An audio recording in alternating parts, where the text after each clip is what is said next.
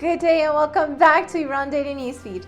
An official have said 7 million tons of basic goods, most of which receive official subsidized exchange rate, are still kept in ports and some of them are spoiled.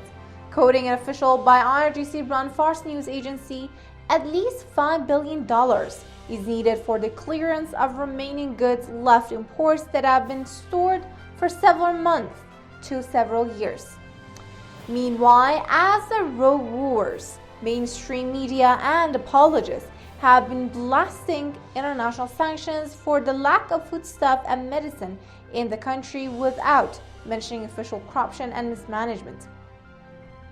But the Islamic authorities themselves acknowledge the crisis is due to mismanagement, not sanctions.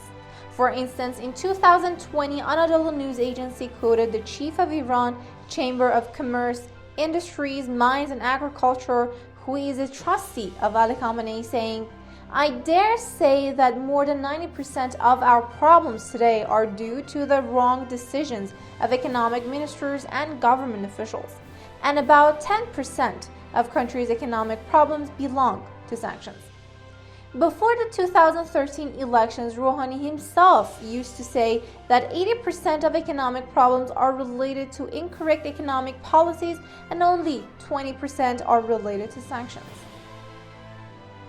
Tehran's prosecutor announced the Judiciary Department has arrested 2 more former officials in Iran on charges of bribery and corruption. However, the names of banks have not been mentioned, but the defendants were arrested in case involving dozens of judicial and other high-ranking managers, many of whom have already been convicted and sentenced to long prison terms. Chief of Institute of Religion and Economic Studies announced the population below the poverty line in Iran has doubled in the last 3 years. Farshad Momeni said on Monday, November 2nd, the studies show the population below the poverty line has more than doubled in the past 3 years. Our monitoring system is paralyzed and may not see the most obvious things, he said. Further, the Statistics Center of Iran says the 12-month inflation rate in 26 provinces out of 31 provinces of Iran is higher than the national average inflation rate. Tehran is supplying Houthis with a growing arsenal of increasingly accurate projectiles. According to the national news, numerous reports, including a comprehensive UN panel of expert investigation in 2020, show strong links between the Houthi missile program and weapons designed and supplied by the Islamic Republic itself.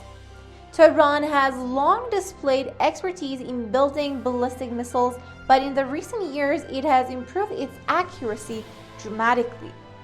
Experts have believed Tehran plays a major role in helping the Yemeni rebel group to develop and build even more sophisticated missiles.